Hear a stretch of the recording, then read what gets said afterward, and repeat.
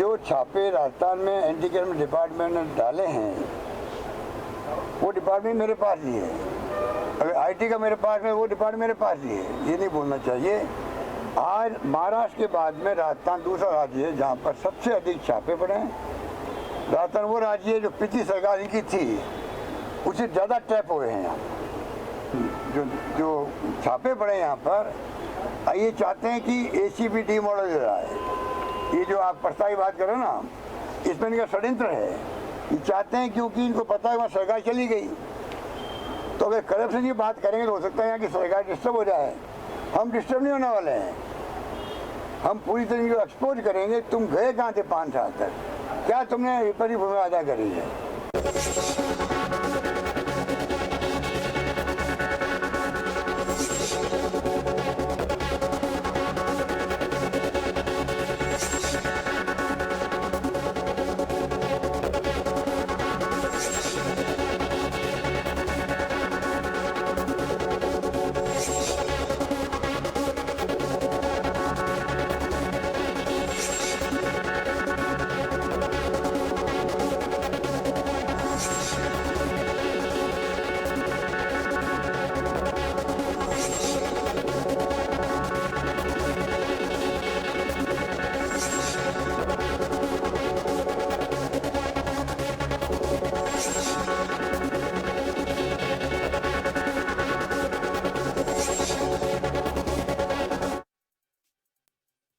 नमस्कार, खास खबर में आप सभी का स्वागत है। खास खबर में मैं हूं डॉक्टर प्रभात।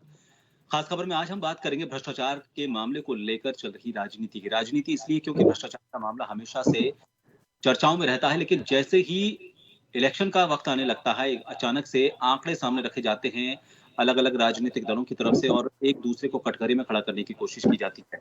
इस बार कुछ अलग हालात इस वजह से हैं क्योंकि कांग्रेस पर सिर्फ बीजेपी आरोप नहीं लगा रही, उनके खुद के एक नेता भी आरोप लगा रहे हैं। बीजेपी अपने आरोपों को कांग्रेस पर थोप रही है, लेकिन कांग्रेस का ये कहना है कि उनके वक्त के जो मामले थे उन तक अभी तक उन्होंने कोई अपने कार्यकाल में तो एक्शन लिया ही नहीं, लेकिन वो अभी तक लंबित पड़े हुए हैं। इस तरह से उनको अटकाया गया।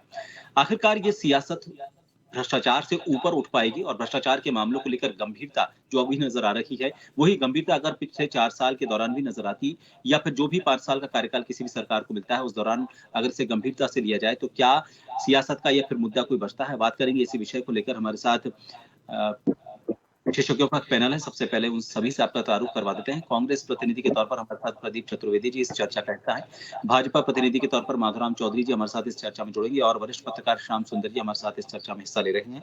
कांग्रेस से हमारे साथ प्रदीप जी हैं। प्रदीप जी, कांग्रेस इस बार बीजेपी के निशाने पर ज्यादा इस वजह से है क्योंकि गहलोत सरकार ने जो मामले जिन मामलों को लेकर छापा मारा है उनको लेकर गहलोत सरकार तो अपनी तारीफ कर रही है कि आईटी डिपार्टमेंट खुद मुख्यमंत्री के पास है और इसके अलावा एसीबी को लेकर उन्होंने कहा कि वो डिपार्टमेंट उनके पास और इसी वजह से मामले बढ़े हैं।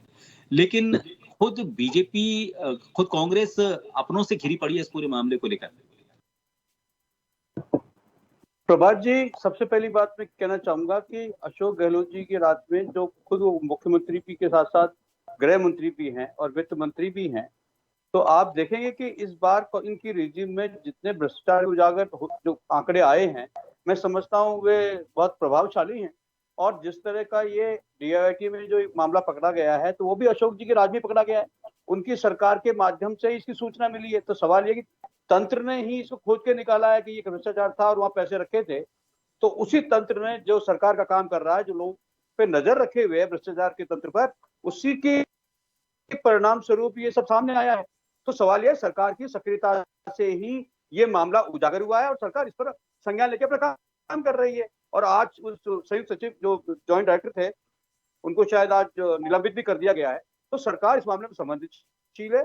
मुख्यमंत्री जी खुद चूंकि इस विभाग के मंत्री हैं, इसलिए वो किसी तरह कोताही बरतने की कोई गुंजाइश नहीं है। और जहां तक सरकार की बात है, 4 साल में भ्रष्टाचार के मामलों को लेकर बड़े बड़े अधिकारी, बड़े बड़े नेता, बड़े बड़े उद्योगपति और जिन लोगों ने भी भ्रष्टाचार किए हैं उन सब पर कार्रवाई की गई है। मैं समझता हूँ बहुत प्रभावशाली कार्रवाई है और मैं मुख्यमंत्री जी को इसमें बधाई देता हूँ। लेकिन एक चीज थोड़ी सी ये देखी जाती है सरकारों में कि मामले तो बहुत आते हैं। अभी अगर हम बात करें एसीबी की, रिकॉर्ड पिछले साल भी और इस साल भी रिकॉर्ड जो आंकड़े रहे हैं। एवरेज हर रोज 2 मामले सामने आए हैं, 2 छापे पड़े हैं एसीबी के। लेकिन खुद एसीबी के अधिकारियों का ये कहना है कि हम कार्रवाई करते हैं, उन्हें गिरफ्तार करते हैं, लेकिन जब अभियोजन स्वीकृति की बात आती है तो जो आंकड़ा निकलकर सामने आता है, जो परसेंटेज निकलकर सामने आता है, वो बहुत कम होता है। क्योंकि किसी भी सरकारी अधिकारी या कर्मचारी पर जब मामला दर्ज होता है तो अभियोजन स्वीकृति के बिना उस पर कार्रवाई करना उनके लिए अधिकार क्षेत्र से बाहर होता है।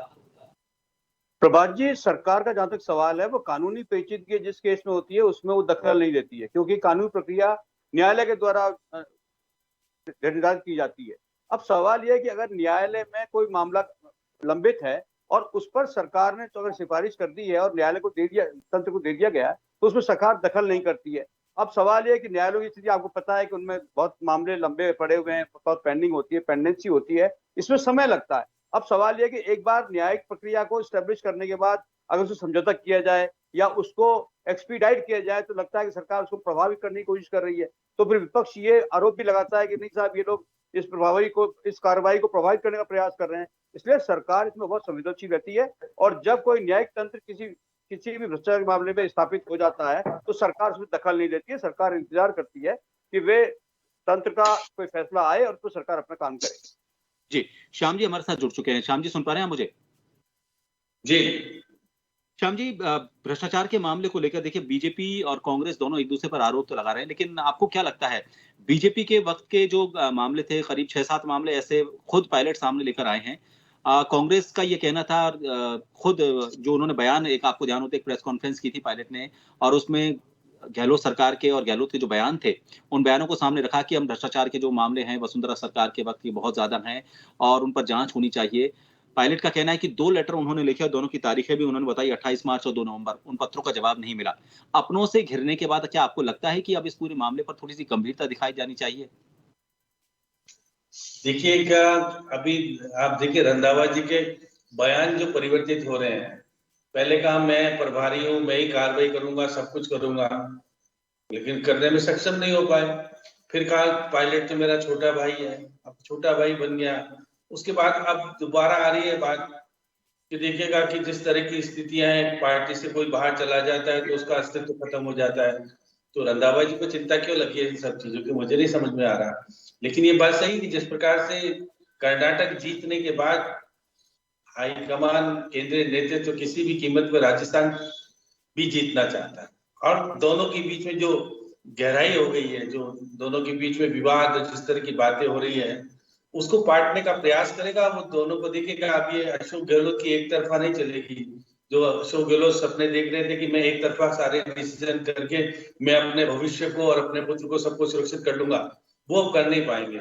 आप मान के चलिएगा कि या तो इनको प्रदेश अध्यक्ष बनाया जाएगा या प्रचार समिति का अध्यक्ष बनाया जाएगा, अब टिकट बंटवारे में पूरा हक दिया जाएगा। वही सबसे बड़ी बात है, क्योंकि 3 फॉर्मूले तैयार होके आ रहे हैं। अशोक जी का फॉर्मूला तो ये है कि इनको जनरल सेक्रेटरी बना करके यहाँ से ले जाओ, यहाँ मत रखो, मैं ठीक ठाक रहूंगा। दूसरा ये आ रहा है कि इनको प्रदेश अध्यक्ष बना करके फिर जैसे डीके शिव कुमार को कहा कि वापस से इनको जिस तरह से सर्वाइव करने दे दी जाए। या तीसरा ये है कि इनको प्रचार समिति का अध्यक्ष बनाकर टिकट बांटने का अधिकार। ये तीनों फॉर्मूले पे काम हो रहा है और मैं मान के चलता हूँ, देखिए राहुल गांधी और प्रियंका गांधी से मामला नहीं बैठेगा, ये तो सोनिया गांधी। क्योंकि देखिएगा कि जब आपने सचिन पायलट ने जब रैली निकाली थी, जब जन संघर्ष पद यात्रा निकाली थी, तो सोनिया गांधी का अपने दिल में चित्र रखा था, उसमें चित्र था। इसलिए सोनिया गांधी से ही मामला सुलझेगा, मुझे नहीं लगता, क्योंकि सोनिया गांधी के कहने के बाद अशोक गहलोत साहब की भी हिम्मत नहीं होगी कि वो मना कर दे किसी चीज के लिए। इसलिए जो सेटलमेंट होना है उस स्तर पे होना है। नीचे के रंधावा जी को तो कभी माना ही नहीं। सचिन पायलट ने कहा कि रंधावा जी के ना तो मीटिंग में गए, ना संभागीय सम्मेलन में गए, वो कभी भी आते हैं तो वो कोई परवाह नहीं करते, वो अजय माकन की परवाह नहीं करते। तो ये तो कहाँ स्थिति में है कि यहाँ तो इनके भी प्रभारी बैठे हैं, तो वो प्रभारी कहते हैं भाई आपने भी जो पंजाब नहीं बनने दूंगा, पंजाब में नहीं बनने दो, तो बहुत ही अच्छा है, क्योंकि आपने कैप्टन साहब के खिलाफ क्या प्रदर्शन किया था सबको पता है। ये तो ये छिपा हुआ नहीं किसी ने। देखिए रंधावा जी की गतिविधियों पर कंट्रोल करने के लिए तो 3 सह प्रभारी लगाए हैं।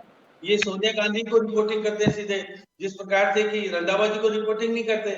तो देखिएगा जिस प्रकार से कांग्रेस सपने देख रही थी, मुख्यमंत्री जी सपने देख रहे थे, वो सपने ऐसे पूरे होने वाले नहीं है। अब परिवर्तन का दौर है और परिवर्तन में समझौता मुख्यमंत्री जी को करना पड़ेगा ज्यादा करके, क्योंकि मुख्यमंत्री जी की स्थिति स्ट्रॉन्गेस्ट है, क्योंकि उनको कहा था 25 सितंबर को आप आओ दिल्ली, काम करो, राष्ट्रीय अध्यक्ष का पद संभालो। बगावत कर दी आपने, बगावत कर दी, वो तो ठीक है, मैं पार्टी का सच्चा सिपाही हूँ। और सचिन पायलट ने यदि ये कह दिया कि भाई वसुंधरा जी के खिलाफ कार्रवाई करो तो दिक्कत हो गई। अब देखिएगा, अब मैं आज बद्री जाखड़ को सुन रहा था, वो कह रहे हैं वसुंधरा जी के मामले में तो कार्रवाई पूरी होगी।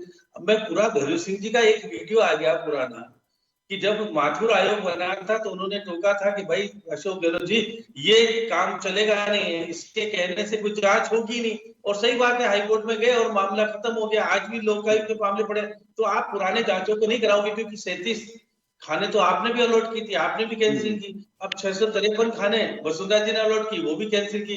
तो ये मामला बड़ा पेचीदा है कि मैं भी नहीं करूं तुम भी मत करो, कोई बात नहीं, दोनों एक जैसे रहेंगे।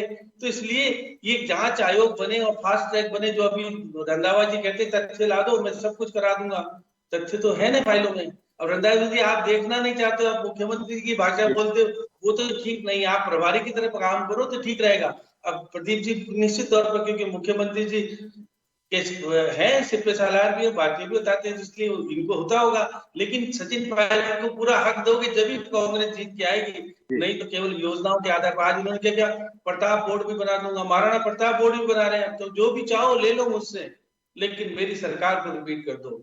अब आपने देखा कि जब 5 वायदे कर्नाटक में जब कर दिए राहुल गांधी ने, तो हमारे तो सरकार के जो वादे हैं वो तो बहुत फिर छोटे पड़ गए। प्रदीप जी, अब आपको उन्हीं वादों को यहाँ दोहराना पड़ेगा। 200 यूनिट बिजली देने की बात करनी पड़ेगी, महिलाओं को 2000 देने की बात करेगी। अब 100 यूनिट वाली बात नहीं चलेगी, अब बहुत सारी चीजें आपकी नहीं चलेगी। इसलिए आपने जो कर्नाटक में वादे किए, आम लोगों गरीबों के साथ जुड़ने का प्रयास किया, उसको लेकर के आने पड़ेगा। इसलिए सरकार की उपलब्धि, सरकार की सारी चीजें अब खत्म हो गई। अब तो राहुल गांधी जो कहेगा वो होगा, और सोनिया गांधी आशीर्वाद देगी तो सब कुछ हो जाएगा।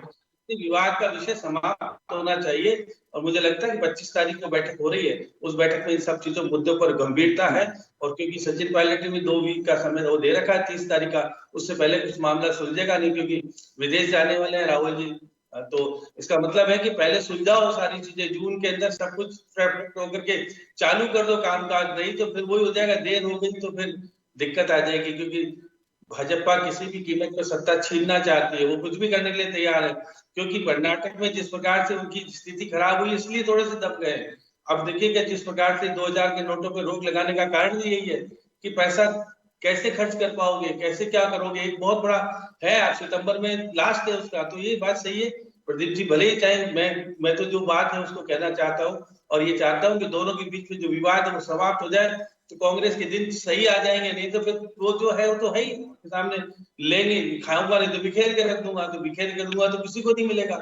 इसलिए आप अपने अपने कांग्रेस को सुरक्षित करने के लिए आप अपने स्वार्थ को दूर रखिएगा। माधुराम जी हमारे साथ जुड़ गए हैं।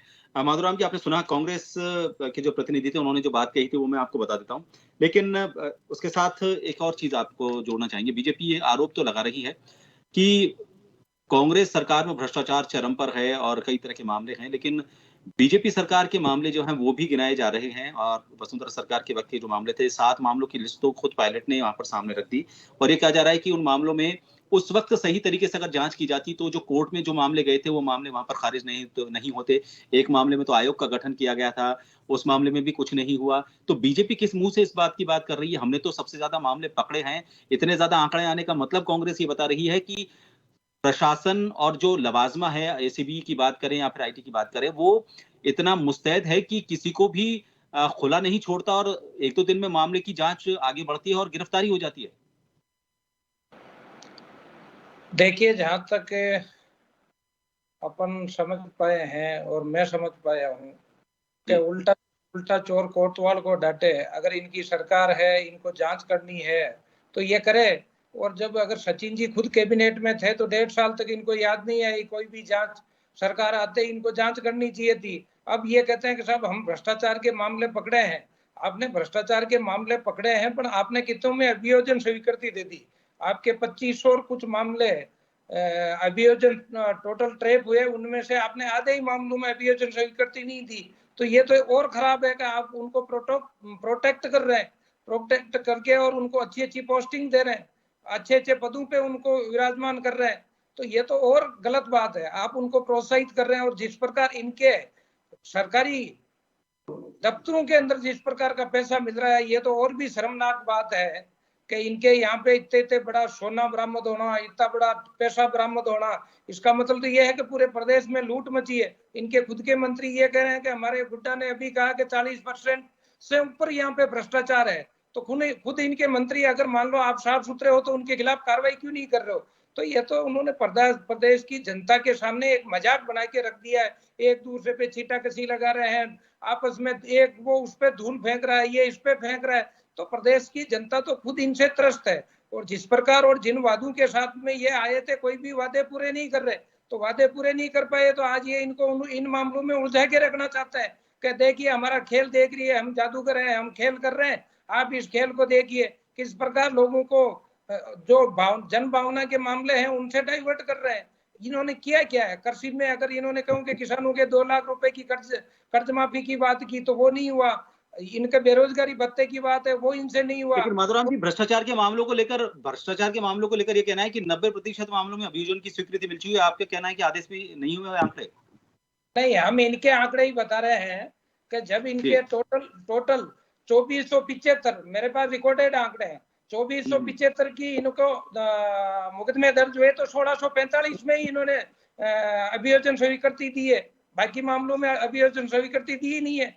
तो ये तो खुद के आंकड़े इनके सरकार के बता रहे हैं, मेरे कहने से क्या हो। और फिर ये अगर ये राजीव गांधी स्टडी सर्किल की जांच कराते तो कितने मंत्री इनके जेल में जाते, किस प्रकार का घोटाला हुआ प्रदेश ने पहले बार देखा है। रिट का पेपर 16 बार आउट हुआ। आज ये अगर आरपीएससी के एक मेंबर को पकड़ के और अपने आप को पाक साहब बताता है, पर उस चपेट में कितने लोग आएंगे अगर सही जांच हो। सीबीआई की जांच ये क्यों नहीं करवा रहे? क्योंकि खुद इनकी चपेट में आए हुए हैं। तो इस प्रकार प्रदेश में जिस प्रकार की भ्रष्टाचार चरम सीमा पे है, वो बड़ा ही देखने लायक है। बिल्कुल। प्रदीप जी, आपने सुना, सारी चीजें सामने हैं, लेकिन ये जो अभी ताजा मामला सामने आया है योजना भवन का, ये बात ठीक है, कांग्रेस खुद इस बात को कहती है। और उस दिन रात को पौने 11 बजे के आसपास जब पीसी की थी, सीएस उषा शर्मा ने, डीजीपी साहब वहां पर बैठे हुए थे, उन्होंने सबसे पहले कहा कि हमने मुख्यमंत्री को इसके बारे में जानकारी दे दी है। लेकिन एक डर जो है वो कहीं ना कहीं खत्म होता हुआ ये पूरा मामला दिखाता है कि एक अधिकारी जो अपने अंदर जो डिपार्टमेंट आता है वहां के बेसमेंट में ही पैसे रख देता है, वहीं पर सोना छिपा देता है। ये साफ तौर पर इससे पता चलता है कि उन्हें किसी तरह का कोई डर सरकार का नहीं है, क्योंकि कहीं दूसरी जगह छिपाते, किसी और तरीके से उस मामले को छिपा कर रखते। उन्होंने उसी विभाग में, सरकारी विभाग में ही पैसों को छिपा दिया। प्रभात जी, सबसे बड़ी ताज्जुब की बात यह है कि ये आदमी एक ही जगह पर 25 साल तक तैनात रहा है, और इन 25 सालों में 2 बार भाजपा की सरकार रही है, 3 बार हमारी सरकार रही है। पर सवाल यह है कि जिस तरह की बात माधव सिंह जी कह रहे हैं और बात हो रही है, तो आपकी भी सरकार थी, आपकी नजर में तो संज्ञान में कोई चीजें नहीं आई, इस तरह की बात नहीं हुई। हमने अपनी सरकार में तथ्यात्मक रिपोर्ट मिलने के बाद इस पर छापा डाला है। हमें रिपोर्ट मिली, कहीं फाइनेंशियल मैनेजमेंट की जो सूचनाएं होती हैं, जो दस्तावेज होते हैं, उनसे इसकी जानकारी मिली है और हमने इस पर कार्रवाई की है। आपकी 2 सरकारें थी, आपकी 2 सरकारों में भी आदमी वहां पे था और यही काम कर रहा था। ये सवाल है कि इतना पैसा आदमी 2-4 दिन में नहीं कमाता है। इस आदमी ने 25 साल में एक जगह रह करके ये धन कमाया, तो उसमें आपकी सरकार भी शामिल थी, आपके 2 कार्यकाल थे, आपने तो कुछ नहीं किया। आप कांग्रेस को गाली देते हैं, लेकिन सवाल है 2 सरकार तो आपकी रही है। 25 साल में ये आदमी एक ही जगह बैठा हुआ काम कर रहा है। हमारी सरकार ने इसको परखा, देखा, समझा और अब इसको पकड़ा है और इस पर कार्रवाई की है। इसलिए आपको कहने का हक नहीं है कि आप ये कहें कि हमने किया, हमने नहीं किया है। आपकी सरकार भी थी और आपकी सरकार ने इस 25 साल के दौरान इस आदमी के बारे में कोई तथ्य परख क्यों नहीं की? आप बातें कर रहे हैं दूसरी बातें करने की, आप 10 बातें कर रहे हैं। मुख्यमंत्री जी जनता के सीधे संपर्क में है, सीधे संपर्क में है और चुनाव की तैयारी हो चुकी है। आप अपना घर संभालिए। और जहां तक हमारी पार्टी की बात है, हमारी पार्टी में अगर मतभेद हैं तो हमारा पार्टी का नेतृत्व उन्हें सुलटा लेगा, आपको चिंता करने की जरूरत नहीं है।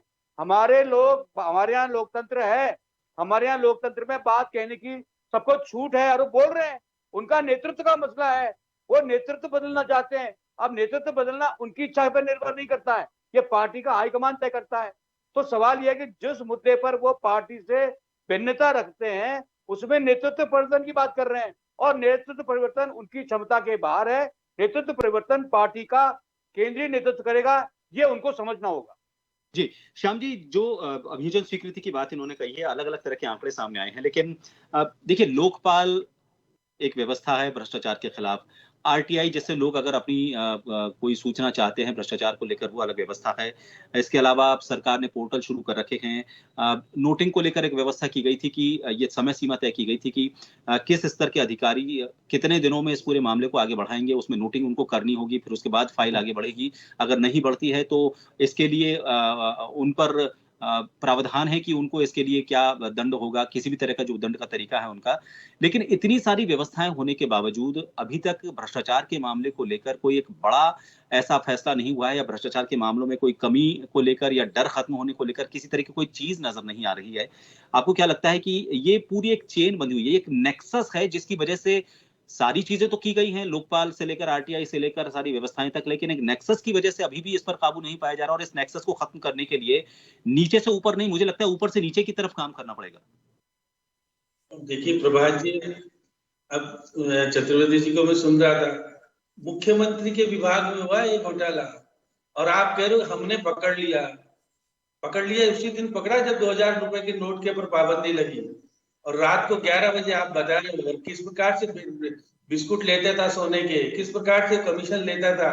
फिर आपको तो आपका 4.5 साल से अभी तक ध्यान नहीं गया, जब सरकार का चुनाव आ रहे हैं जब ध्यान गया आपको क्या। अब देखिए सही बात है, 1600 इतनी स्वीकृति दी, बाकी की स्वीकृति नहीं दी, बाकी की तो बहाल होकर के लग गए ना, बहुत सारे पोस्टिंग हो गई। आप देखिएगा आपका वर्चस्व है, विधायक जी का मेहरबानी है, किसी की है तो उसको खिलाफ कार्रवाई नहीं करेंगे, हम उसको अभियोजन स्वीकृति नहीं देंगे। तो ये राजनीतिक खेल जिस प्रकार से खेला जाता है, हमारे यहाँ तो लोक आयुक्त को क्या पावर है, प्रदीप जी बता दो, केवल जांच करके, और आईएएस को मानते ही नहीं है उसकी जांच को, वो केवल राज्यपाल को सबमिट करता है, कोई कार्रवाई नहीं हुई आज तक। तो ऐसे बिना दांत वाले लोक आयुक्त का क्या, हम इतना खर्चा भी करते हैं उसको, और फिर उसके पास कोई अधिकार नहीं देते।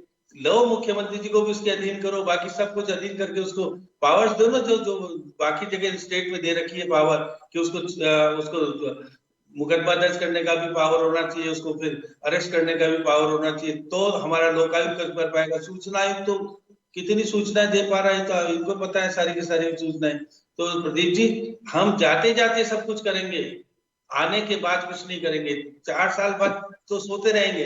अब हम 5 साल है तो हमसे सब कुछ ले लो, हमारी सरकार को रिपीट कर दो। ये क्या मतदाता को आप किस प्रकार से ले जाना चाहते हो? वो तो सत्ता में नहीं है बीजेपी। तो आप देखिएगा आज माथुर आयोग का क्या हुआ, आपको तो पता है ना माथुर आयोग के अंदर क्या हुआ था, हाईकोर्ट में जाने के बाद क्या हुआ था, और फिर विधानसभा में मुख्यमंत्री जी ने क्या बयान दिया था कि हमारे स्टेट में ना तो वो पकड़ते ना हम पकड़ते, ना वो जेल में डालते ना हम जेल में डालते। ये तो बात कही थी ना मुख्यमंत्री जी ने विधानसभा में, अभी भी रिकॉर्डेड है, मैं तो वहां विधानसभा में उस कार्रवाई में मौजूद था।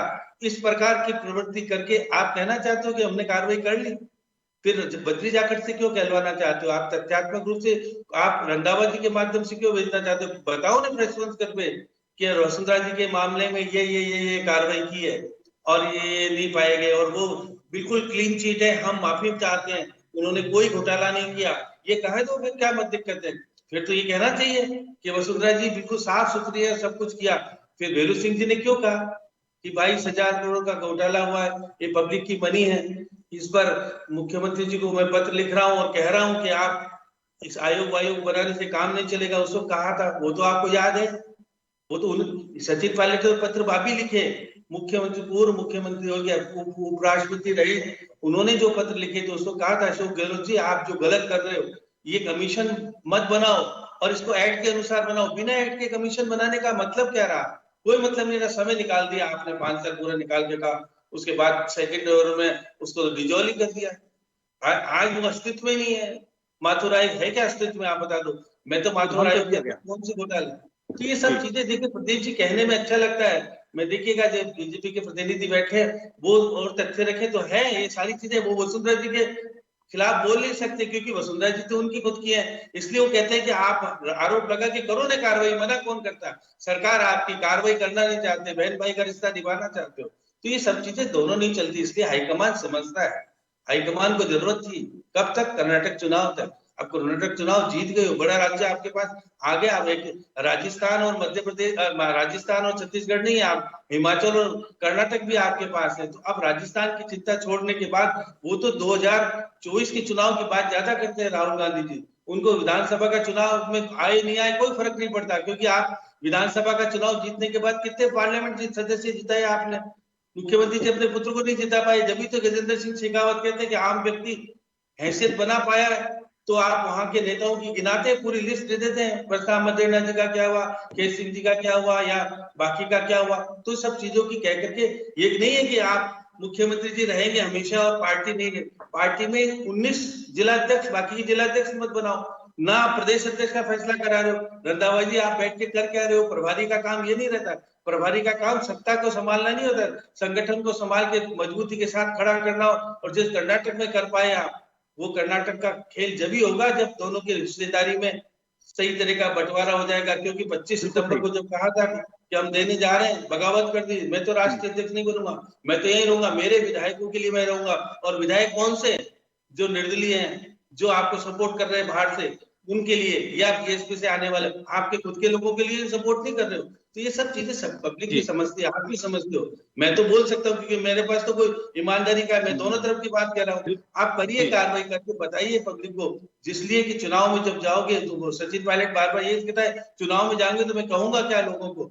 तो उसने तो कहा कि मैं आंदोलन करूं। आंदोलन का मतलब ये नहीं कि वो 30 तारीख के बाद पूरे प्रदेश में, वो हर जिले में एक रथ यात्रा शुरू कर देगा, उसके बाद तो अब संघर्ष करने का ही टाइम जरूरी है। बिल्कुल बिल्कुल। अभी जो कर्नाटक में जिस मुद्दे पर चुनाव जीती है कांग्रेस, उसके बाद तो मेरे ख्याल से सिर्फ कांग्रेस ही नहीं, हर राजनीतिक दल को ये समझना होगा कि भ्रष्टाचार एक सिर्फ सियासी मुद्दा नहीं है। इसको लेकर सरकार के अलावा जनता भी काफी गंभीर है और वो चाहती है कि भ्रष्टाचार के मामले को लेकर सरकारें कुछ करें, और शायद यही इसी का नतीजा कर्नाटक में नजर आया है। भ्रष्टाचार 40% कमीशन की सरकार का जो नारा था, आखिरी वक्त में जो नारा आया, उसने वहां पर पूरी सरकार पलट दी। तो ऐसे में इस विषय को दोनों सरकारों, दोनों जो राजनीतिक दल हैं या फिर जो भी राजनीतिक दल चुनाव लड़ना चाहता है, उसको गंभीरता से लेना होगा। सिर्फ जाति सरकार के 6 महीनों का ये पूरा मामला नहीं है, पूरे 5 साल अगर इस पर गंभीरता से काम किया जाए तो मुझे लगता है कि इस मामले पर आरोप प्रत्यारोप से ऊपर उठकर भी कुछ किया जा सकता है। बहुत बहुत शुक्रिया आप सभी का खास खबर में हमसे जुड़ने के लिए। दीजिए इजाजत, नमस्कार।